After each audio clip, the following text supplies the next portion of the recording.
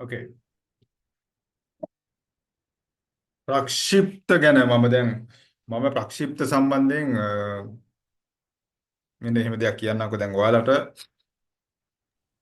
ප්‍රක්ෂිප්ත වල තියෙන මූලික කාරණු ටික පොඩ්ඩක් මතක් කරන්නම්. දැන් අපි හිතන්න මේ වගේ ගලක් ගහනවා. මෙන්න මෙතන තියෙන මොකක් හරි ස්කන්ධයක් තියෙනවා. මේ ස්කන්ධය අපි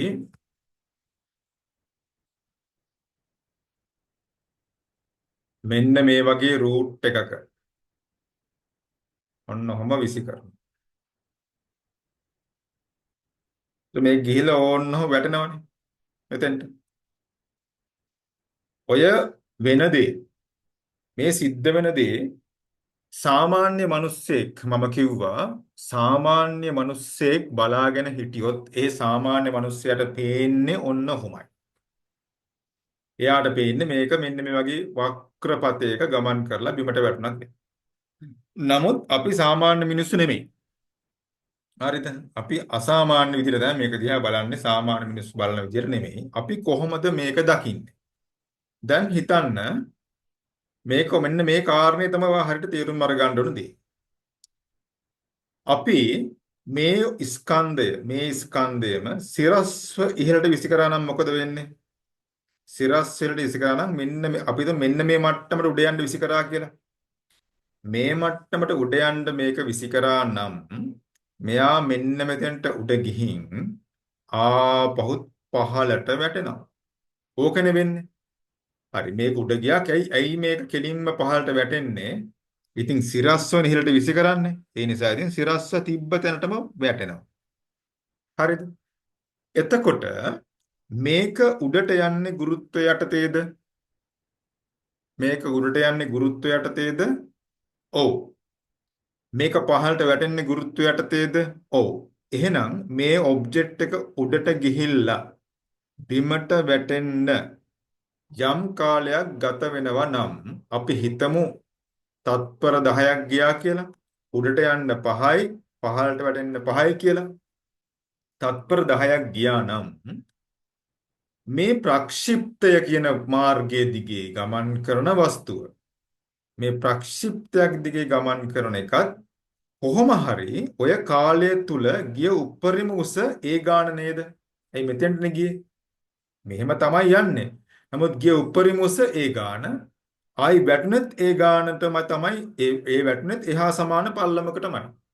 එහා සමාන දුරක්මයි වැටුනේ. කෙලින් ගියත් කෙලින් පහළට වැටුණත් මේ විදියට ප්‍රක්ෂිප්තයක ගියත් මේ ඔබ්ජෙක්ට් එක ගුරුත්වය යටතේ නෙමෙයිද ගමන් කරන්නේ? දෙකම යන්නේ ගුරුත්වය යටතේ නේද? ගුරුත්වය මේ ඔබ්ජෙක්ට් එක මත ක්‍රියා කරන්නේ හැම වෙලාවෙම සිරස්ව පහළට නෙමෙයිද? ඔව්. මේ ඔබ්ජෙක්ට් එක උඩට ගියත් සිරස්ව පහළට ක්‍රියාත්මක වෙන්නේ. මේ ඔබ්ජෙක්ට් එක මේ පාත් එක ගියත් ගුරුත්වය ක්‍රියාත්මක වෙන්නේ සිරස්ව පහළට. එහෙනම් මේ වස්තුව මත මේ වෙලාවේදී ගුරුත්ව ත්වරණය 10ක් ක්‍රියාත්මක වෙනවා නම් මේ වෙලාවේදීත් ක්‍රියාත්මක වෙන්නේ 10 නෙමෙයිද? 10මයි. එහෙමනම් මේක උඩ ගිහිල්ලා බිම වැටෙන්න තත්පර 10ක් ගියා නම් මේකත් ඒ ගුරුත්වය යටතේම නම් ඉහළ ගිහිල්ලා ඒ උසම නම් ගිහිල්ලා පහළට වැටෙන්නේ. මේකට උඩ ගිහිල්ලා වැටෙන්න ගත වෙන කාලයක් තත්පර 10ම තමයි. ඔන්න ඔය හේතු ගැලපීම වාට තේරුම් ගන්න පුළුවන්ද බලන්න සරලව. දෙකම ගුරුත්වය යටතනයි යන්නේ.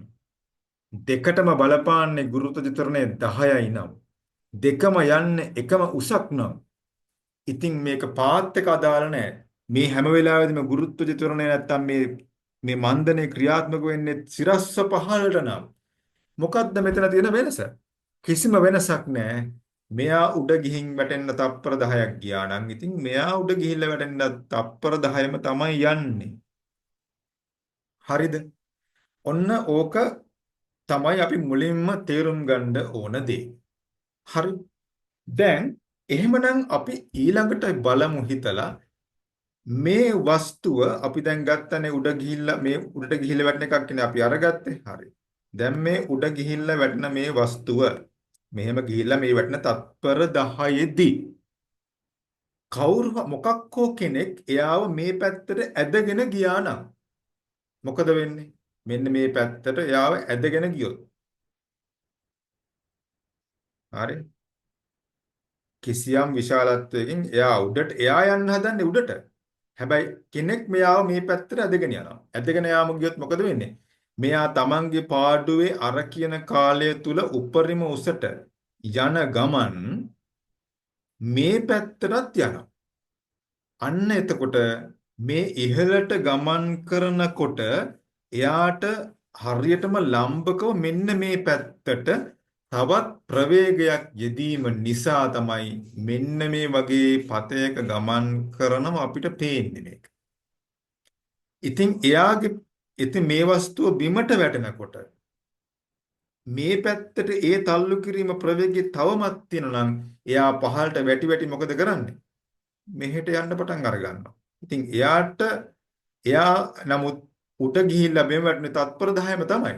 හැබැයි මෙයා මත ප්‍රවේගයක් මෙන්න මේ පැත්තට තිබුණ නිසා මෙයාට සිද්ධ වුණා මේ වගේ පතයක ගමන් කරන්න. එච්චරයි මෙයාට උනේ. නැතුව මේ ඉහළට ගිහිල්ලා වැටෙන ඔබ්ජෙක්ට් එක මත ගමන් කරන කාලයත් මේ පැත්තට ගිහිල්ලා බිමට වැටෙනවා කියලා මෙයාට ගත වෙන කාලෙත් වෙනසක් උනේ නැත්තේ අන්නේ නිසායි. මේ පාත් එක දුර වුණාට මෙයා උඩ ගිහිල්ලා බිමට වැටුනේ එකම කාලයක් එකම ගුරුත්වයක් යටතේ. මෙතන තත්වයන් සමාන නොවුනේ මෙන්න මේ පැත්තට ප්‍රවේගයක් තිබීම පමණයි. තේරුණාද? ඉතින් ඒක තිබ්බේ නැත්තම් මෙයාත් කලින් විතර මුඩ ගිහිල්ලා ඒ ටයිම් එකේදී වැටෙනවා. අපි ඔබ්ජෙක්ට් දෙකක් එකම වර එකම ප්‍රවේගයකින් මේ පැත්තටත් විසි කරනවා මේ පැත්තටත් විසි කරනවා කියලා සිරස් වීලට. කොහොම? එතකොට මේ දෙන්නම මෙයා මෙතෙන්ට එනකොට මෙයා මෙතන ඉන්නවා. මෙයා මෙතෙන්ට එනකොට මෙයා මෙතන ඉන්නවා. ආයි මෙයා මෙතෙන්ට පහළට මෙයා මේ කෙලින්ම මේ දෙන්න එක කෙලින්මයි වැටෙන්නේ බිමට. ඔන්නෝම සිදුවීමක් මෙතන දකින්න ලැබෙන්නේ. එතකොට ප්‍රක්ෂිප්ත වලදී අපි ඒ නිසා මේ සිදුවීම මෙන්න මෙහෙම තේරුම් අරගන්න ඕනේ. අපිට කියනවා මෙන්න මේ දිශාවට අංශක 30ක කෝණයකින් CIMS ඍණයක ප්‍රවේගයකින් ඔබ්ජෙක්ට් එකක් නැත්නම් කාලතුවක් කුණ්ඩයක් විසි කරා කියලා කියනවා. විද්දා කියලා කියන මේ පැත්තට. හරිද? right. එතකොට අපි දන්නවා දෛශික විභේදනය කියලා දැනුමක්. මෙන්න මේ දෛශික දැනුම කියන දැනුම පාවිච්චි කරලා අපිට පුළුවන් ඕනෑම දෛශිකයක තිරස් දිශාවට පවතින විශාලත්වයත් සිරස් දිශාවට පවතින විශාලත්වයත් කොපමණද කියලා හොයාගන්න. දැන් අපි ඒක හෙව්වොත් මෙතනට එනවා CI cos 30යි කියලා එනවා. මේ පැත්තට තියෙන විශාලත්වයේ ප්‍රමාණය CI sin 30 කියලා එනවා. හරිද? දැන් sin 30 භාගයයිනේ. sin 30 භාගයක් නිසා මෙතන උත්තරේ ලැබෙනවා 50යි ms ඍණ 1යි කියලා. මේක මූල 3 යට 2යිනේ. ඒ නිසා මෙතන උත්තරේ ලැබෙනවා 50යි මූල 2යි කියලා. හරිද? 50යි මූල 2යි කියලා මේක ලැබෙනවා. ඒ කියන්නේ මොකද්ද මේකේ සරල තේරුම? තේරුම තමයි මෙන්න මේ ඔබ්ජෙක්ට් එක මේ පැත්තට 100කින් අපි විද්දාම මෙයා මත සිරස් දිශාවට පවතින ප්‍රවේගයේ විශාලත්වය මෙන්න මේකයි. තිරස් දිශාවට ක්‍රියාත්මක වන ප්‍රවේගයේ විශාලත්වය මෙන්න මේකයි කියන එක. එතකොට මෙන්න මේ සමාන අවස්ථාව සලකලා අපි එතකොට දැන් බැලුවහම මේ ඔබ්ජෙක්ට් එක මත සිරස් විලට 100ක් නැහැ. හරිද? 50යි මූල 3යි. thanks. 50යි මූල 3යි. එකයට මූල 3යට 2යිනේ. 50යි මූල 3යි. හරි? එතකොට මේකේ සිරස් දිශාවට තියෙන ප්‍රවේගයේ විශාලත්වය කීයද? 50 ms ඍණ එකයි. මේ 100ක් මෙහෙට තිබ්බට ඇත්තටම මේක මත තියෙන සිරස් වලට කොච්චරද? 50 ms ඍණ එකයි. ඒක හරියට වෙනම ඔබ්ජෙක්ට් එකක් මෙතන ඉඳන් 50 ms ඍණ එකක ප්‍රවේගයකින් සිරස්ව ඉහළට විසි කරා නම් ඒ වස්තුව චලිත වෙන්න කාලය හා සමාන කාලයක් උඩට ගිහිල්ලා බිමට වැටෙන්න ගත වන කාලයම තමයි මේ ඔබ්ජෙක්ට් එකත් එතකොට සිරස්ව මේ පතේ ගිහිල්ලා මෙතෙන්ට වැටෙන්න ගත වන කාලයත් ඒකම තමයි. හරියට සිරස්ව ඉහළට මේක 50කින් විද්දා වගේ තමයි. ඒ ටයිම් එකම තමයි මෙයා අරගන්නේ. ඔන්න ඕකයි ඔයා එතකොට සෙපරේට් තේරුම් ගන්න ඕනේ මේ මෙන්න මේ පතය දිහා බලන්න එපා. මෙතන තියෙන්නේ සිරස් දිශාවට පවතින ප්‍රවේගයකුත් තිරස් දිශාවට පවතින මෙන්න මේ තරම් විශාලත්වයෙන් යුක්ත ප්‍රවේගයකුත් කියන දෙක එකවර මේ දිශාවට ඔස්සේත් මේ දිශාව ඔස්සේත් ක්‍රියාත්මක වීමේ ප්‍රතිඵලයක් විදිහට අපි දකින ඉලූෂන් එකක්.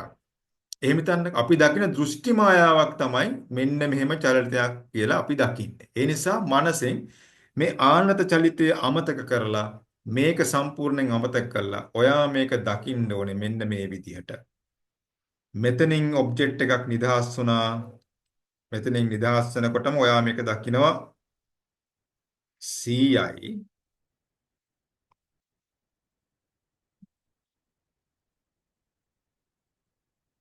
ඊළඟට ඔයා දකිනවා මේ පැත්ත මේක 100යි කියලා දැක්කට ඔයා දැන් ඊට පස්සේ ඒක දකින්නේ නැහැ. ඔයා දකින්නේ මොකද්ද? යම්කිසි වස්තුවක් මේ පැත්තට මෙන්න මෙහෙම ගත්තාම හොඳට තේරෙනවා. 50යි මූල 3ක්. මම මේ මූල 3 මෙන්න එහෙම ලියනවා. හරි. ඔයාලා හිතාගන්න මම මේ මූල 3 තමයි ලිව්වේ කියලා. ඊළඟට මේ ඒ ඔබ්ජෙක්ට් එක මත එම මොහොතේම 50ක ප්‍රවේගයකුත් උඩට ක්‍රියාත්මක වෙන්න පටන් ගන්නවා. දැන් ඔයා දකින්නේ අර කලින් සිදුවීම නෙමෙයි. දැන් මේක 100ක් දකින්නේ නැහැ ඔයා. ඔයා දකින්නේ ඔබ්ජෙක්ට් එකක් මත 50ක් සිරස් වලට ක්‍රියාත්මක වුණා. මූල 3ක් මේ දිශාවට ක්‍රියාත්මක වුණා කියලා දකින්න. එතකොට දැන් අපි උපරිම ලක්ෂ්‍ය තත්ත්වයේ සැලකුවොත් අපි හිතමු දැන් මේක උඩ යනවනේ. උඩ ගිහිල්ලා දැන් මේක 50 ms ඍණ එකකින් විතරක් මේක මේ පැත්තට ප්‍රවේගයක් නැතුව ඔබ්ජෙක්ට් එකක් 50 ms ඍණ එකකින් විතරක් උඩ ගියා නම් අපි හිතමු මේක මේ මට්ටමට එනවා කියලා තත්පර 5කදී මෙයත් උපරිම උසට ළඟා වෙනවා මෙන්න මේ හරියදී හරියටම තත්පර 5කදී. ඕකයි වෙන වැඩේ. එකම මට්ටමේ දෙන්න ඉන්නේ. ඇයි ගුරුත්වය යටතේ ගියේ? එකම මට්ටමේ ඉන්නේ. එහෙනම් මේ ඔබ්ජෙක්ට් එක මෙයාට අපි හිතමු දැන් ඔයාට මෙයා 50 ms ඍණ එකකින් ගියහම ඔයාට මෙන්න මෙහෙම ගාණක් දෙනවා. මට කියනවා වස්තුවක් 50 ms ඍණ එකක ප්‍රවේගයකින් සිරස්ව ඉහළට ප්‍රක්ෂේපණය කරා. එහෙමනම් මේ ඔබ්ජෙක්ට් එක උපරිම උසට යන්න ගතවන කාලය සොයන්න. මෙන්න මෙතන යන ගතවන කාලය සොයන්න කියලා කියනවා. දැන් ඔයා මොකද කරන්නේ? ඔයා කරන්නේ ආරම්භක ප්‍රවේගය v50යි කියලා දාගන්න. අවසාන ප්‍රවේගය උපරිම තැනට එනකොට අවසාන ප්‍රවේගය කීයද? 0යි කියලා දාගන්න. හරි. ඊළඟට යන්නේ මොකක් යටතේද? ඍණ 10ක මන්දනයකින් කියලා දාගන්න.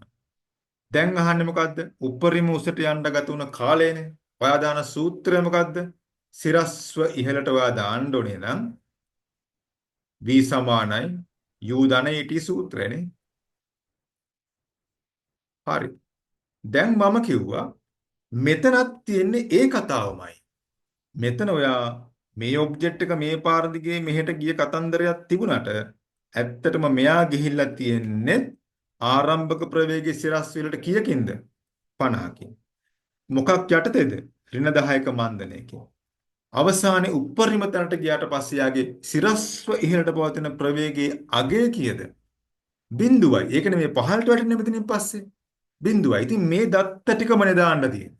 ඒ දත්ත ටිකම දැම්මට පස්සේ උත්තරේ වෙනස් වෙන්න පුළුවන්ද? වෙනසක් වෙන්නේ නැහැ. ඒකම තමයි උත්තරේ. ඔන්න ඔහොමයි එතකොට උපරිම උසට යන්න ගත වුණ කාලය හොයන්නේ.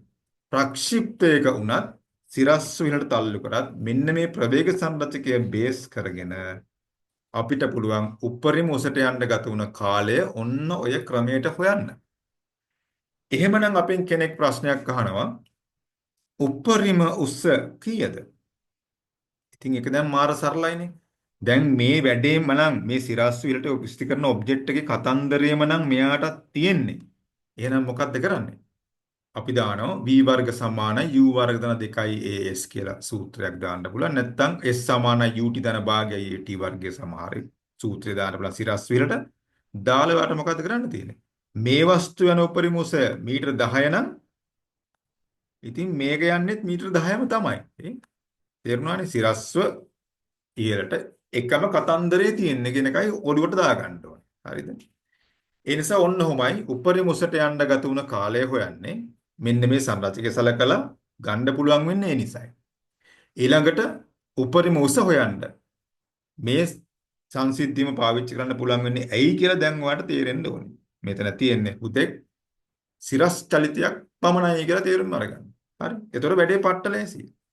ඉතින් දැන් ඔයා මොකද්ද කරන්නේ? ඔයා උපරිම උසට යන්න ගත වුණ කාලයක් තියුවා දැන්. තප්පර 5යි. හරිද? තප්පර 5යි. එහෙනම් දැන් ඔයා උපරිම උසත් හෙව්වා. මීටර 100යි. හිතමු උදාහරණයක් විදිහට මීටර 100යි. හරි. දැන් ඕකේ. ඊට පස්සේ අපි නිකන් එක්ස්පෙරිමන්ට් එක ඇත්තටම මෙහෙමයි. උඩට යන්න ගත වුණ කාලය තත්පර 5 නම් පහළට එන්න ගත වුණ කාලයත් ඒකම තමයි. ඇයි? තර්කානුකූලව පේනවනේ. ආරම්භක මේක වැටෙන්නේ 10ක ත්වරණයකින්. හරිද? වැටෙන්නේත් එම උසමයි. එතකොට වැටෙන්නේත් එම උසම නම් වැටෙන්නේත් එම ත්වරණයම නම් ආරම්භක ප්‍රවේගයත් බිඳුව නම් අනිවාර්යෙන් මේක පහළට වැටෙන්න යන ගත වන කාලේ ඒකම තමයි. නමුත් අපි හිතමු අපි ඒක ඔප්පු කරගන්න ඕනේ කියලා අපිට ඔප්පු කරගන්න ඕනේ මේකත් තත්පර මේක t1යි කියලා ගත්තොත් මේ අර්ධයේ වැටෙන්න ගත වන කාලයත් ඒකමද කියලා අපිට ඔප්පු කරගන්න ඕනේ කියලා අපි හිතමුකෝ. අපි දන්නේ නැහැ. දැන් අපි හිතමු මේක t2යි. right. ඉතින් මොකද කරන්නේ? දැන් මෙතනදී ඔයා වස්තුව දකින්න ඕනේ. මේ වස්තුව දකින්න කොහොමද? මෙතනින් උඩට ආපු ඔබ්ජෙක්ට් එකට මත මේක පහළට වැටෙනවා. මොකක් නිසාද? ගුරුත්ව ත්වරණය නිසා පහළට ගුරුත්ව ත්වරණය ක්‍රියාත්මක වෙන්නේ. ඒ නිසා මේක පහළට වැටෙනවා. හැබැයි 50යි මූල 3ක ප්‍රවේගයකුත් මේ දිශාවට තියෙන නිසා මෙයාට සිද්ධ වෙනවා ඉතින් මේ වගේ මාර්ගයක යන්න කියලා දැන් ඔයාලට තේරෙනවා. හරි. එහෙමනම් අපි මොකද කරන්නේ දැන්? අපිට තියෙන්නේ නම් ආයි මේ ඔබ්ජෙක්ට් එක දැන් මෙයාව සිරස්ව පහළට වැටෙන්න උඩ ගිය ඔබ්ජෙක්ට් එක සිරස්ව ඉහළ සිරස්ව පහළට වැටෙන්න ගතවන කාලය හොයන්නකොත් ඔයා මොකද කරන්නේ? ආරම්භක ප්‍රවේගය කීයද? සිරස්ව පහළට බිඳුවයි. වැටෙන්නේ මොකක් යටතේද? ධන 10ක ත්වරණයකින්. කොච්චර උසද්ද වැටෙන්නේ? නැත්තම් කොච්චර උසද්ද වැටෙන්නේ කියලා ඔයා හොයාගෙන තිනවා දැන්. උපරිම උසට යන්න ගත වුණ කාලය උපරිම උස හොයාගත්තා නම් දැන් ඒ උසමනේ වැටෙන්න තියෙන්නේ. ඒ නිසා ඒ උසම තමයි වැටෙන්න තියෙන්නේ. ඔන්න ඒකත් දාන්න. මෙතන සිටුේෂන් එකත් ඒකමනේ. සිරස්ස පහළට දැන් ආරම්භක ප්‍රවේගයේ බිඳුවයි. වැටෙන්න තියෙන්නේ ඒ උසමයි. වැටෙන්නේ සිරස්ස පහළට 10 ms ඍණ දෙක තුනේමයි. එහෙනම් ඔයාට පුළුවන් මේ කාලය හොයාගන්න දැන්. එතකොට ඔයාට ඔප්පු කරගන්න පුළුවන් වෙනවා මේකට ගතවන කාලයත් තත්පර 5ම තමයි කියලා. හරිද? ඔප්පු කරගන්න පුළුවන් වෙනවා. එතකොට ඔයා තීරුම් අරගන්නවා ඉහළ නගින්න ගතවන කාලයයි පහළට වැටෙන ගතවන කාලයයි සමානයි කියලා. හැබැයි එක තත්වයක් යටතේ. මොකක් යටතේද? වායුගෝලීය වාත ප්‍රතිරෝධය නොසලකා හැරිය හැකි කියන උපකල්පනයේ යටතේ තමයි මේ ඔක්කොම කතා කරන්නේ. හරිද? එතකොට දැන් ඔයාගේ තීරුම් අරගන්නවා උඩට නගින්න ගතවන කාලයමයි බිමට වැටෙන්න ගත්තෙත් කියලා දැනගන්නවා මොකක් යටතේද? වායු ප්‍රතිරෝධය නොසලකා හැරියොත් සහ එකම තිරස් මට්ටමකට වැටුනොත් ඒ කියන්නේ මේක ගිහිල්ලා මෙහෙ ගිහිල්ලා මේ වලකට වැන්නොත් එහෙම එතකොට එහෙම ගන්න බෑ හොඳේ මේක ගන්න පුළුවන් අපිට මෙන්න මේ தත්ත්වයට යටතේ සමානයි කියලා ගන්න පුළුවන් නැතුව ගන්න බෑ පැහැදිලි නේද හොඳයි දැන් මම මේක ටිකක් දිගට කියාගෙන ගියා මේක පොඩ්ඩක් ඉතින් ප්‍රැක්ටිස් කරලා බලමු තව ටිකකින් හරිද ඕකේ ඔන්න ඔයා දැන් දැනගත්තා මේ කතාව අවසන් කරන්නක. මම හදන්නේ දැන් උඩට ගන්න යානම් තත්පර පහක් බිමට වැටෙන්නත් තත්පර පහක් ගත වෙනවා. සම්පූර්ණ චලිතයට තත්පර 10ක් ගත වුණා කියලා. හරිද? හරි. මේ සම්පූර්ණ කාලය පුරාම මෙන්න මේ ඔබ්ජෙක්ට් එක මත මේ දිශාවට 50යි මූල තුනක ප්‍රවේගය තිබ්බද නැද්ද? තිබුණා. ඒක අඩු වුණාද? අඩු වුණේ නැහැ. ඇයි? වායුගෝලීය ප්‍රතිරෝධය නොසලකා හැරිය නිසා මේ දිශාවට ප්‍රවේගය අඩු වෙන්න කිසිම හේතුවක් නැහැ. මෙයාගේ අඩුනේ ඇයි එහෙනම්? ඇයි? එයාට විරුද්ධව ගුරුත්වය ක්‍රියාත්මක වුණා. මෙයාට විරුද්ධව කවුද ක්‍රියාත්මක වෙන්නේ? වාත ප්‍රතිරෝධයක් නැත්තම් කවුද ක්‍රියාත්මක වෙන්නේ? කිසි එකෙක් නෑ ක්‍රියාත්මක වෙන්න. මොකෙක්වත් නෑ. එහෙනම් මේ පැත්තට කවුරුත් බලපාන්නේ නෑ මෙයාව නවත්තන්න. නිව්ටන්ගේ පළවෙනි නියමය ඇක්ටිවේට් වෙනවා. යම් කිසි වස්තුවක් මත බාහිර අසමතුලිත බලයක් මොකද්ද මෙතෙන්දී ක්‍රියාත්මක වෙන්න පුළුවන් බාහිර අසමතුලිත බලය වායුගෝලීය ප්‍රතිරෝධය යම් කිසි වස්තුවක් මත බාහිර අසමතුලිත බලයක් ක්‍රියා නොකරයි නම් එම වස්තුවේ ප්‍රවේගය නිශ්චලව තිබ්බොත් නිශ්චලවම තියෙනවා ඒකාකාර ප්‍රවේගයෙන් යනවා නම් ඒ විදිහටම යනවා. එහෙනම් මෙයා මොකද වෙන්නේ? මේ මුළු කාලේ පුරාම කොහේ හිටියත් මෙයා මෙතන හිටියත් මෙයාගේ ප්‍රවේගය 50යි මුල දුනා. මෙයා මෙතන හිටියත් මෙයාගේ ප්‍රවේගය 50යි මුල දුනා. කොහේ හිටියත් එයාගේ ප්‍රවේගය 50යි මුල 3යි.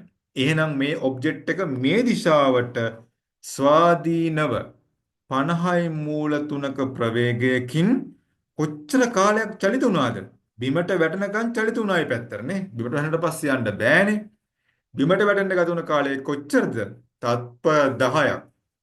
තත්පර 10ක කාලය පුරාම මෙයා මේ පැත්තට ගියා. එහෙනම් හිතන්න උඩට විසි කරපු චලිතයක් නැතුව යම්කිසි ගලක් අපි තිරස්පතයක 50යි මූල 3කින් විසි කරා නම් තත්පර 10ක කාලයක් එයා කොච්චරක් දුර ගමන් කරනවද ඒ හා සමාන දුරක්ම මෙයා මේ පතේ දිගේ ගිහිල්ලා බිමට වැටෙනකොටත් ගමන් කරලා තියෙනවා. ඒ දුරමයි ගමන් කරලා තියෙන්නේ. එහෙනම් ඒක හොයන්න අපි මොකද්ද කරන්නේ? තිරස්පරාසය කියලා එකක් දාගෙන S විස්ථාපනයක් හොයන්න. මොකද කරන්නේ? S සමානයි ut දානවා. ඇයි ut දාන්නේ? ප්‍රවේගය සමානයි විස්ථාපනය බෙදීම කාලය නේද? ප්‍රවේගය සමානයි විස්ථාපනය බෙදීම කාලයනේ. එතකොට ප්‍රවේගය ඒකාකාර නම් තත්පර 10 මොකද්ද ප්‍රවේගය ඒකාකාර ප්‍රවේගය 50යි මුල 3නේ. කොච්චර කාලයක් ගියාද? තත්පර 10නේ. එහෙනම් ඒ කාලය තුල සිදු කරපු ප්‍රවේගය ගන්න මොකද කරන්නේවා? S සමානයි මොකක්ද දාන්නේ? ut හරි bt හරි මෙන්න මේකනේ දාගන්නේ. ඔන්න ඔක දැම්මට පස්සේ මොකද වෙන්නේ? ඒ කාලය තුල ගමන් කරපු ස්ථාපනය ලැබෙනවනේ. ඒකයි තිරස්පරාසය හොයන්න අපි S සමාන ut දාන්නේ. හරිද? එතකොට මම මේ කතා කරේ මැතමැටිකල් ලෙවල් එකකින් එහෙම නෙමෙයි මේ ප්‍රක්ෂිප්ත. මේ කතා කරේ ඊටාම බේසික් ලෙවල් එකෙන්.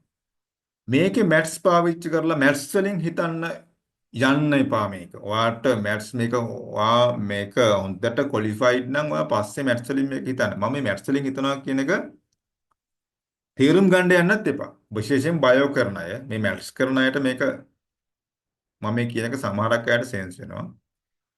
බයෝ කරන අය මේක මෙහෙම්මම තේරුම් ගන්න. මම කියනවා ෆිසික්ස් කරන මේ මැත්ස් කරන අයත් මේක මෙහෙම්මම තේරුම් ගන්න. ඔයාලා මැත්ස් කරනකොට ඔක මෙහෙම මෙහෙම දාලා ගත්තර කමක් නැහැ. හරි. නමුත් දැන් ඒක කරන්න යන්න එපා. මේක මේ විදිහටම ගන්න ඔලුවට. right. දැන් මේ වැඩේ ඔයා මේ ගාන හදන්න ඕනේ. මේ ගාන හදන්න පට ගාලා හදන්න. මම ගානක් දෙනවා යාට දැන්. ඔයාගෙන් අහන ප්‍රශ්න ටික ඒතර මේ ගාන හදාගෙන යද්දි ඔයාගේ දැනුමේ අඩුපාඩුවක් තියෙනවා නම් ඔයාට ඒක අහු වෙනවා. right? ඒතර ප්‍රක්ෂිප්ත ගැන ආයි බේසික් ලෙවල් එකේ ප්‍රොබ්ලම්ස් ඔයාට එන්නේ නැහැ. මෙන්න මේ ගාන ලියා ගන්න. මේකම තමයි ගාන. කාලතුවක් කුණ්ඩයක්. අංශක 60ක අංශක 60ක ආනතියකින්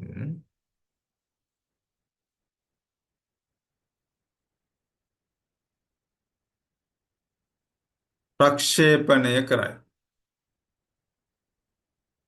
අංශක 60ක ආනතියකින් CIMS ඍණ ඒකක ප්‍රවේගයකින්. CIMS ඍණ එකක ප්‍රවේගයකින් ප්‍රක්ෂේපණය කරයි.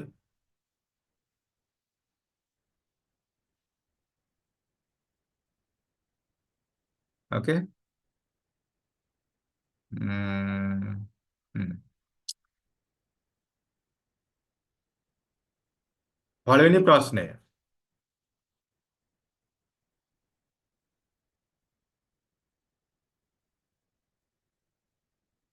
අ, S සමානයි UT සමීකරණයට U ආදේශ කරන්නේ මොකක්ද? 50යි මූල 3ද කියලා අහනවා. ඔව්. දැන් මේකෙදී දැන් මේ ගානේදී මේ දිශාවට තියෙන්නේ 50යි මූල 3නේ. ඒක ඇත්තටම ඒක මෙහෙමයි ඒකනම් මේ පැත්තට මෙහෙම කටපාඩමක් නෙමෙයි. මේක අවබෝධ කරගන්නයි ඕනේ. මේ ඔබ්ජෙක්ට් එක මේ පැත්තට යන්න බලපාන්නේ මොකද්ද? සිරස් ප්‍රවේගයනේ. මේ ඔබ්ජෙක්ට් එක මෙහෙට යන්න බලපාන ප්‍රවේගය මොකද්ද? 50යි මූල 3නේ. ඉතින් එතකොට ඒක නිසා 50 දාලා හරියන්නේ නෑනේ. ඇයි? 50 තියෙන්නේ මේ ඔබ්ජෙක්ට් එක උඩට තල්ලු කරගෙන යන්න. මේ ඔබ්ජෙක්ට් එක මෙහෙට තල්ලු කරන් යන්න කවුද බලපාන්නේ? 50යි මූල 3නේ. ඒ නිසා ඔයාට මේ තිරස්පරාසය කියන එක හොයද්දි සමීකරණය මෙහෙට දැම්මාම අනිවාර්යෙන් මෙතන ප්‍රවේගයට ආදේශ කරන්න වෙන්නේ මොකද්ද? 50යි මූල 3 තමයි. හරි? හරි. ගානට ආයෙමු. එතකොට පළවෙනි ප්‍රශ්නය තමයි මෙම වස්තුව මත ආරම්භයේදී ක්‍රියාත්මක වන සිරස් ප්‍රවේගයේ සහ තිරස් ප්‍රවේගයේ විශාලත්වය සොයන්න. පළවෙනි ප්‍රශ්නේ. හරි. දෙවෙනි ප්‍රශ්නේ. ඒතකොට මම මේ කරන්නේ මේ වැඩේ හොඳට තේරුම් යන්න ඕන විදිහට මේක කඩලා දෙන එක. හරි. ඊළඟට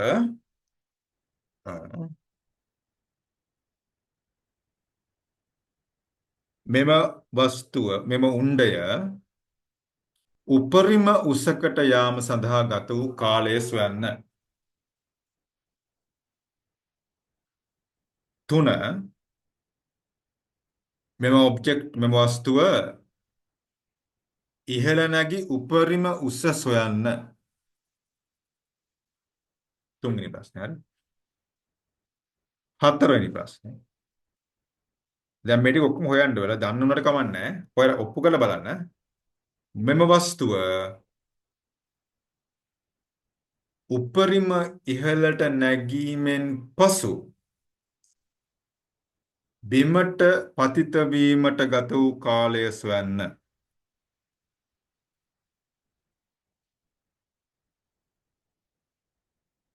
අන්තිම ප්‍රශ්නය. මෙම වස්තුව මත තිරස් චලිතය සඳහා හේතු වූ ප්‍රවේගයේ විශාලත්වය කුමක්ද?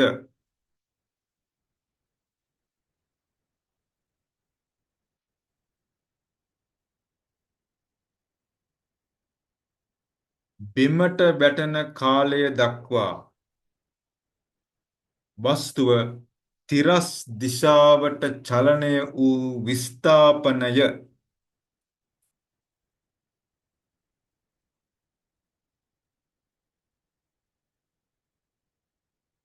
වරහන් ඇතුලේ ඕකට තමයි කියන්නේ තිරස් පරාසය සොයන්න. හරි. ඕක බේසික් ගාන ඕක හොඳට තේරුම් අරන් හදන්න. හැමෝම ආයේ ප්‍රක්ෂිප්ත ගැන අවුලක් එන්නේ නැහැ. ඕක හරියට මීටරෙන් හැදුවොත්. සමීකරණ දාද්දි විශේෂයෙන් සැලකිලිමත් වෙන්න ඕනේ දිශාව ගැන. වස්තුවක් උඩට නම් ගමන් කරන්නේ. ඔයා සමීකරණයේ ඉහළට ගමන් කරනවා කියන එක දාන්නේ මොකද්ද තේරුම? ඉහළට පවතින වනම් යම් කිසි දෙයක් ඒව ඔක්කොම දාන පහළට සමීකරණ දානකොට පහළට දාන්න ඕනේ. ඒතකොට පහළට තියෙන ඒවා ඔක්කොම දාන මේ පැත්තට දානවා නම් ඒ දිශාවල් හැම සමීකරණ හරියට දක්වලා කරන්න. ඒ අතරේ තියෙන ප්‍රශ්න අහන්න. පස්වෙනි කොටස තමයි අ, වස්තුව තිරස් දිශාවට සිදු කළ මුළු විස්ථාපනය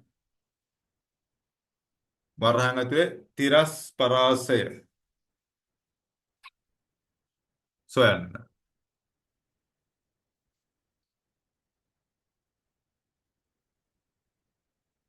හ්ම්. හරි. ඕකේ. ඕකේ ගාන හදන්න හදලා උත්තර ටික මට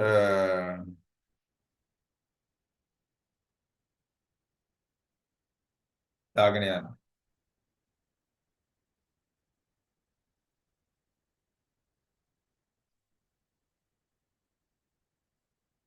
ඊට කලින් තිරස් දිශාවට වස්තුව මත තිරස් දිශාවට පවතින ප්‍රවේගය කොපමණද?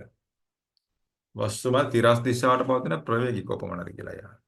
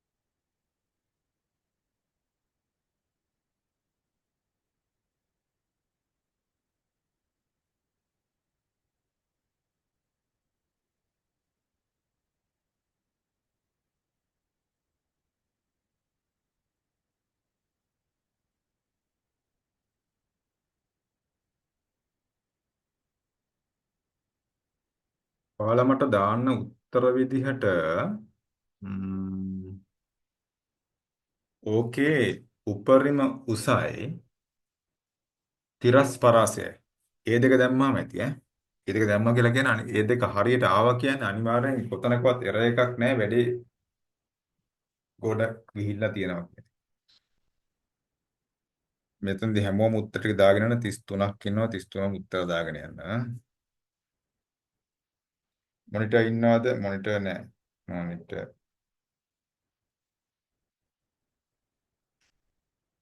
දැන් මේ J එකේ මොනිටර්. Cube එකේ මොනිටර් ඉන්නවා.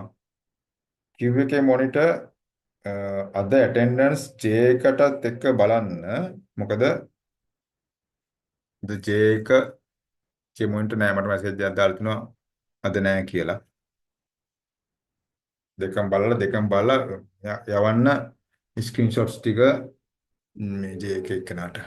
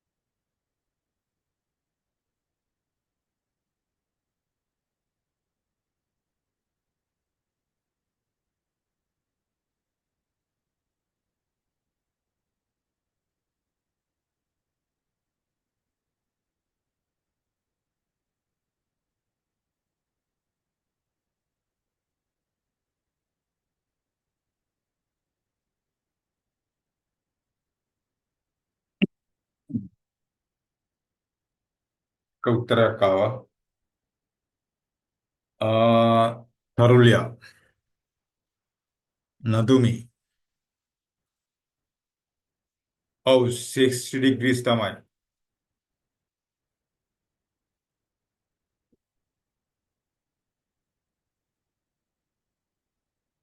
තරුලියා උත්තරයක් දාලා දෙනවා.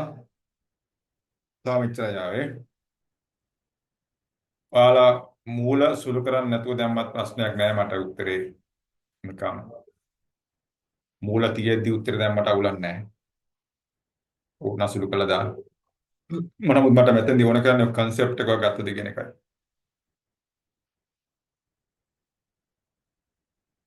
පිනිති. ඔම් උත්තර දෙකයි දාලා තියෙනවා. උත්තර දෙක වෙනස් හැබැයි බලන්න.